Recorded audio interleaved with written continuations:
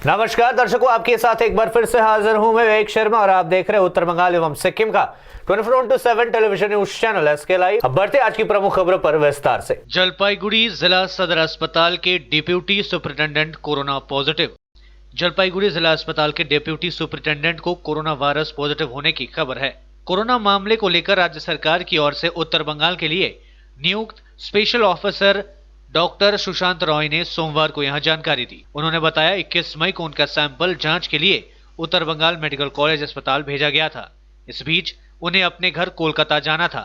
Medical college से report आने में देरी होने के कारण 23 मई को जलपाईगुड़ी अस्पताल में ट्यूनेंट मशीन से उनका कोरोना टेस्ट हुआ, जिसकी रिपोर्ट नेगेटिव आई।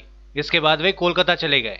इधर उत्तर बंगाल मेडिकल कॉलेज व अस्पताल में भेजे गए उनके सैंपल की रिपोर्ट रविवार को जलपाईगुड़ी स्वास्थ्य विभाग को मिली, जो पॉजिटिव निकली। इधर 2 दिनों के अंतराल में इस तरह अलग अलग रिपोर्ट आने से स्वास्थ्य विभाग के अधिकारी भी सकते में हैं। इसके साथ ही उन्होंने आज उत्तर बंगाल मेडिकल कॉलेज व अस्पताल प्रबंधन के साथ जलपाईगुड़ी में कोरोना वायरस को लेकर एक अहम बैठक की। बाद में उन्होंने बताया कि कोरोना के बढ़ते मामले को देखते हुए सिलीगुड़ी में एक और कोविड अस्पताल खोला जाएगा। इसके साथ ही गैर सरकारी अस्पतालों में कोविड का इलाज शुरू किए जाने पर विचार किया जा रहा है। তবে ওটা একটা মানে অ্যাসিম্পটোমেটিক তো, আর যিনি যার কথা হচ্ছে তিনি একদম ফ্রন্ট লাইনেও ছিলেন, তো ঠিক কথা। তো ওনার 21 তারিখে একটা সোয়াব নেওয়া হয়েছিল, তো সোয়াবের রিপোর্টটা আসছিল না। এদিকে ওনার বাড়িতে একটা মায়ের একটা অ্যাক্সিডেন্ট হয়, সেই অ্যাক্সিডেন্টের জন্য তাকে বাড়িতে যেতেই হবে। কোথায় বাড়ি কোথায়, তো সেখানে যেতেই হবে। তো তার জন্য আমরা তখন একটা সোয়াব টেস্ট করে নিয়েছিলাম 23 তারিখে। তো উনি যখন যান তার 2 দিন পরে মনে হয় গিয়েছে এখান থেকে, তাতে সোয়াব টেস্টটা নেগেটিভ এসছে। লাস্ট যে সোয়াব টেস্ট 23 তারিখে হয়েছে সেটা নেগেটিভ এসছে। উনি বাড়িতেই ছিলেন, তার মধ্যে পরশুদিন নাকি কালকে কখন যেন ওনার একটা রিপোর্ট আমরা দেখলাম যে 21 তারিখের রিপোর্টটা যেটা পাঠানো হয়েছিল সেটা পজিটিভ এসছে। কিন্তু এনিওয়ে যেটাই আসুক না কেন বর্তমানে উনি নেগেটিভ আছেন, আগে যাই হয়ে থাকেন। ব্যাপারটা ঠিক সেরকম নয় আর কি, কারণ এমনিতে স্যানিটাইজেশন তো এখন সব জায়গাতেই হচ্ছে, তারই একটা পার্ট হিসেবে সব এই রুমটাও স্যানিটাইজেশন হবে। একটা প্রশ্নে হয়েছে, একটা প্রশ্নে কাজ হয়েছে, এরকম তো আমাকে জানিয়েছে। এটা হচ্ছে হ্যাঁ, আমার আজকের রিপোর্ট নেগেটিভ আছে। আমি ওনাকে আরেকটা রিপোর্ট করবো, কারণ ওনাকে তো অনেক জায়গায় যেতে হয়। উনি আজকে ফিরলে রাত্রিবেলাতে যদি হবেন আজকে, আর কালকে আমার সকালবেলা ওনার ফার্স্ট করতে ওনার সোয়াব নিয়ে ইমার্জেন্সি বেসিসে সেটা করে নেবো কালকে। सिलीगुड़ी में आगजनी की घटना में 7 दुकानें जलकर राख, लाखों का नुकसान। 3 घंटे की कड़ी मशक्कत के बाद आग पर पाया गया काबू। सिलीगुड़ी नगर निगम के 27 नंबर वार्ड महावरस्थान संलग्न बाजार में अचानक लगी आग ने देखते ही देखते 7 दुकानों को अपने चपेट में ले लिया। आगजनी की घटना में 7 दुकानें जलकर राख हो गई। व्यवसायियों को अनुमान है कि इन दुकानों में लाखों रुपए की क्षति हुई है। मिली जानकारी के अनुसार आज सुबह स्थानीय लोगों ने बंद दुकान के अंदर से पहले काला धुआं निकलते देखा। इसके बाद दुकान मालिकों को खबर दी गई। खबर मिलते ही दुकान मालिक जब तक मौके पर पहुंचते तब तक आग काफी ज्यादा फैल चुका था। इसके बाद दमकल विभाग को इसकी सूचना दी गई। दमकल विभाग की पहली एक इंजन मौके पर पहुंची और आग पर काबू पाने की प्रयास की, लेकिन आग इतना फैल गया था कि इस पर काबू पाना मुश्किल हो गया। जिसके बाद दमकल की और 2 इंजन मौके पर पहुंची। इसके बाद दमकल कर्मियों ने आग पर काबू पाने के लिए करीब 3 घंटे की कड़ी मशक्कत की, फिर जाकर आग पर काबू पाया गया। इस आगजनी में 7 दुकानें पूरी तरह से जलकर राख हो गया है। दमकल अधिकारियों को अनुमान है कि शॉर्ट सर्किट की वजह से आग लगी है। दमकल विभाग आग लगने की घटना की छानबीन कर रही है। सुबह 4 बजे ये बुक स्टेशनरी में आग लगा, फिर धीरे धीरे सबको पता चला, फिर आने लगा। तो आग लगते लगते आपका पीछे और 4-5 दुकानें, टोटल 7 दुकान जल गया। पूरा फायर स्टेशन भी आया था, पहले 2 आया था, उसका बाद और एक आया था, 3 आया था। मुदी खाना भी दुकान है पीछे, उसका पीछे वाला जो दुकान है वो मुदी खाना का है, पीछे मूड़ी वाला का दुकान है एक, और ये सब तो सामने वाला जो है स्टेशनरी का दुकान है। टोटल लेके 7 दुकान जल गया है।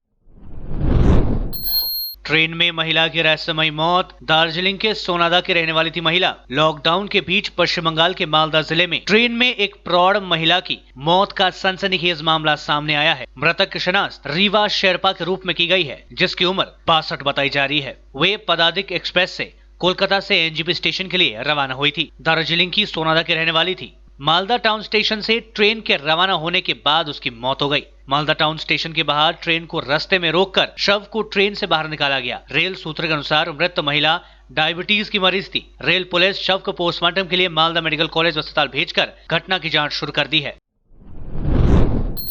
पश्चिम बंगाल में कोरोना के सामने आए 271 नए मामले, एक दिन में 8 लोगों की हुई मौतें, अब तक 5,772 लोग संक्रमित। पश्चिम बंगाल में गत 28 मई से कोरोना वायरस के मामलों में उछाल देखी जा रही है। महामारी लगातार बढ़ता ही जा रहा है। पिछले 24 घंटे में 271 नए मामले सामने आए हैं, जबकि एक दिन में 8 लोगों की मौतें भी हुई है। इनमें से 5 लोग कोलकाता के रहने वाले हैं। राज्य स्वास्थ्य विभाग के द्वारा रविवार को जारी बुलेटिन के अनुसार यह जानकारी दी गई। वहीं अब बंगाल में सभी 23 जिलों में संक्रमण फैल चुका है। बुलेटिन में दी गई जानकारी के अनुसार राज्य में अब तक 5,772 लोग कोरोना की चपेट में आ चुके हैं, जबकि 325 लोगों की मौतें हो चुकी हैं। इनमें 253 लोगों की मौत कोरोना की वजह से हुई है, जबकि 72 लोग कोरोना सह अन्य बीमारियों से जूझ रहे थे। वहीं पिछले 24 घंटे में 149 लोग स्वस्थ हुए हैं। इन्हें लेकर अब तक 2,306 लोग स्वस्थ हो चुके हैं।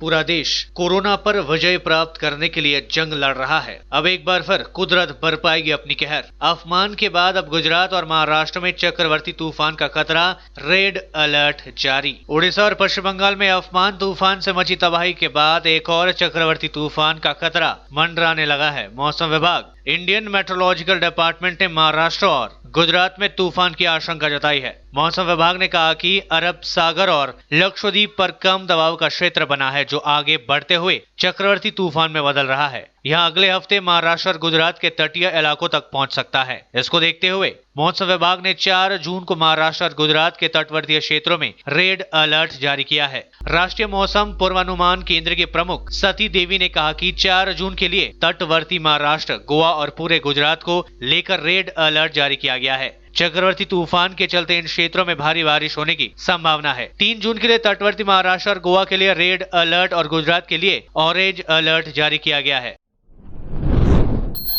देश का नाम इंडिया होगा या भारत? सुप्रीम कोर्ट में आज होगी सुनवाई। सुप्रीम कोर्ट के सामने एक अनूठा मामला आया है। उसे एक ऐसी याचिका पर सुनवाई करनी है जिसमें देश का एक नाम तय करने की मांग की गई है। दिल्ली के रहने वाले नमहा नाम के शख्स ने यह याचिका लगाई है। उसका कहना है कि देश का अंग्रेजी नाम इंडिया से बदलकर भारत कर देना चाहिए। नमहा ने संविधान के अनुच्छेद 1 में बदलाव की मांग की है, जिसमें देश को अंग्रेजी में इंडिया और हिंदी में भारत नाम दिया गया था। Chief justice of India एस.ए. Bobde की गैर मौजूदगी में जस्टिस ए.एस. बोपन्ना याचिका पर सुनवाई करेंगे। हिमालयन ट्रांसपोर्ट कोऑर्डिनेशन कमेटी के द्वारा 26 मई के दिन एक पत्रकार सम्मेलन कर आगामी 15 जून तक दार्जिलिंग में यात्री वाहक टैक्सी वाहनों को नहीं चलाने का निर्णय लिया गया था। आज पुनः कमेटी की तरफ से एक पत्रकार सम्मेलन कर केंद्र सरकार एवं राज्य सरकारों के द्वारा जारी की गई दिशा निर्देशों को ध्यान में रखते हुए एवं स्थानीय लोगों की सुविधा के लिए कल से दार्जिलिंग के प्रत्येक सिंडिकेट से 25% वाहनों को छूट दिए जाने का निर्णय लिया गया है। इस विषय पर अधिक जानकारी हिमालयन ट्रांसपोर्ट कोऑर्डिनेशन कमेटी के सभापति एस.एन. प्रधान ने दी है। हिजो भएको सेन्ट्रल गभर्मेन्टको डिसिसन अनलक 1 र स्टेट गभर्मेन्टले 15 तारिकसम्म फेरि लकडाउन गरेकोमा र स्टेट गभर्मेन्टबाट पनि ट्रान्सपोर्ट विषय लिएर नयाँ अर्डरहरू आजदेखि जारी गरेकोले गर्दाखेरि हामीले एउटा फेरि आपसमा बसेर यसलाई रिभ्यू गर्ने काम आज गऱ्यौँ र यस सम्बन्धमा जति पनि अब यो अहिलेसम्म लकडाउन विषय लिएर चल्दै थियो र आजको दिनदेखि नै अब यो परिवर्तन गर्ने हामीलाई सुझाउ आदेश पनि स्टेट गभर्मेन्टबाट पनि आएको थियो र त्यसलाई हामीले भोलिदेखि हामीले त्यो उहाँको अर्डरलाई पनि र स्टेट गभर्मेन्टको लकडाउनलाई र सेन्ट्रल गभर्मेन्टको अनलक 1 लाई मध्यनजर राखेर आज हामीले केही निर्णय लिएको छौँ र यो साधारण जनतालाई हामी यो च्यानल मार्फत, यो प्रेस मार्फत आज हामी यो बताइरहेछौँ। र सर्वप्रथम हाम्रो जो 15 तारिकसम्मको हाम्रो जो लकडाउन थियो, हामीले जो लकडाउन 15 तारिकसम्म हुन्छ भनेर भनेको थियौँ, त्यो हाम्रो यथावतै हुन्छ, किनभने स्टेट गभर्मेन्टले पनि लकडाउन 15 तारिकसम्म चालू गरेको छ, लकडाउन गरेको छ। त्यसले गर्दाखेरि अहिले त्यो हाम्रो यथावतै बस्छ। तर त्यो भित्र अब जस्तो प्रकारले स्टेट र सेन्ट्रलले छुट दिएको छ त्यसमा हामीले कतिवटा छुट दिएर आज हामीले निर्णय लिएको छौँ र भोलिदेखिको जति पनि अब सिन्डिकेटहरूको गाडीहरू चलाचल थियो त्यो जम्मै गाडीहरू अब 25%ले जति सिन्डिकेटमा आफ्नो गाडी छ त्यो गाडीको आधारमा 25% सिन्डिकेटहरूले आफैले भोलिदेखिको सञ्चालन गर्नेछ र त्यसमा अब हामीलाई अर्डर आएको थियो कि एउटा गाडीमा सुमोमा जति सिटिङ क्यापेसिटी छ आरसी बुकमा त्यो अनुसार लिँदा हुन्छ भनेर आज बिहान हामीलाई फोन मार्फत जनाएको थियो कलकत्ताबाट पनि आरटिओ दार्जिलिङ मार्फत पनि र हामीले त्यो चाहिँ हेरेर अहिलेको दार्जिलिङको स्थितिलाई मध्यनजर राखेर त्यो चाहिँ हामीले गर्न चाहेनौँ। लेते हैं थोड़ा सा ब्रेक, फिर मिलेंगे ब्रेक के बाद। 100% आयुर्वेदिक दमादमन किट प्राप्त करें और अपने फेफड़ों को बिना किसी दुष्प्रभाव के घातक वायरस से लड़ने की शक्ति बढ़ाएं। फेफड़ों की ताकत बढ़ाने और साथ ही साथ एलर्जी, खांसी या फिर ब्रोंकाइटिस और अस्थमा जैसी बीमारियों से भी लड़ने के लिए राहत देती है दमादमन किट। इस किट में आप पाएंगे दमादमन सिरप, दमादमन चूर्ण, दमादमन हर्बराज हर्बल टी, जिसका मूल्य है 750 और आपको देने हैं सिर्फ 700 रुपए। Contact number 8597738095।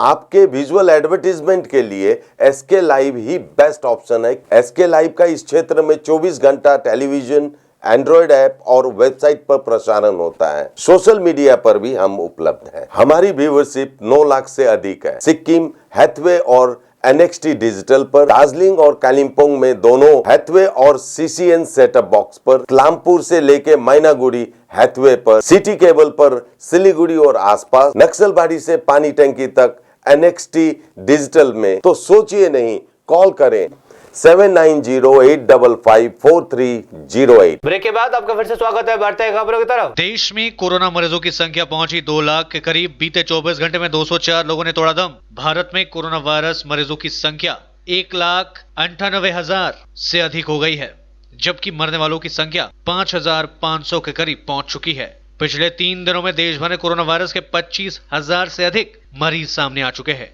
जबकि 750 से अधिक लोगों की जानें जा चुकी है। देश भर में आज से कई राज्यों द्वारा लॉकडाउन में दी गई छूट अमल में आ जाएगी। इससे पहले केंद्र सरकार ने अनलॉक 1.0 का गेंद राज्यों के पाले में डाल दिया था। बीते 24 घंटे में 8,100 से अधिक नए केसेस सामने आए हैं। स्वास्थ्य मंत्रालय की रिपोर्ट के अनुसार देश में कोरोना वायरस से तकरीबन 5,600 लोग अपनी जान गंवा चुके हैं। वहीं 24 घंटे में 204 लोगों की मौतें हुई है। रायगंज के अब्दुल घाट इलाके में कालिक नदी से एक व्यक्ति का शव बरामद होने से मची सनसनी। रायगंज के अब्दुल घाट इलाके में उस समय सनसनी फैल गई जब स्थानीय लोगों ने नदी में शव बहते हुए देखा। इसकी सूचना तत्काल पुलिस को दे दी गई। सूचना मिलते ही कर्णझोड़ा थाने के पुलिस मौके पर पहुंची और शव को बरामद कर रायगंज गवर्नमेंट मेडिकल अस्पताल में भेज दिया गया। प्राप्त जानकारी अनुसार शयन मजेदार नामक एक मछुआरा ने सबसे पहले कुलिक नदी में शव को देखा और इसके बाद उसकी सूचना दी गई। पुलिस मामले की जांच कर रही है कि शव किसका है और उसकी हत्या की गई है या उसने आत्महत्या की है। এখানে সকালবেলা আমাদের গ্রামের লোক মাছ ধরতে আসছে, এসে দেখে যে একটা লাশ ভাসে এসে আটকে আছে। নামটাম না, এটা কোথা থেকে আসছে বোঝা যায় নাই। তারপরে আমি নিজের থেকে পুলিশকে খবর দেওয়া হলো, তারপরে প্রধানকে বলা হলো, পুলিশ আসলো। जम्मू कश्मीर के पुलवामा के सोमोह इलाके में सुरक्षा बलों ने एक आतंकी को मार गिराया। एनकाउंटर अभी भी है जारी। पुलवामा के सोमोह इलाके में सुरक्षा बलों ने आज एक आतंकवादी को मार गिराया। सुरक्षा बलों की आतंकियों से मुठभेड़ जारी है। इससे पहले सोमवार को जम्मू कश्मीर के नौशेरा सेक्टर में घुसपैठ की कोशिश कर रहे 3 पाकिस्तानी आतंकियों को सुरक्षा बलों ने मार गिराया था। पाकिस्तान में ट्रेंड किए गए आतंकी भारी मात्रा में हथियारों से लैस थे। गिरफ्तारी आतंकी के पास 10 ग्रेनेड, 4 वायरलेस सेट मिले हैं। कुपवाड़ा पुलिस ने खुफिया सूचना के आधार पर सोमवार को एक आतंकी को भी गिरफ्तार किया था। उसके पास 10 ग्रेनेड, 4 वायरलेस सेट और 200 गोलियां मिली। साजिश का पता करने के लिए पुलिस आतंकी से पूछताछ कर रही है।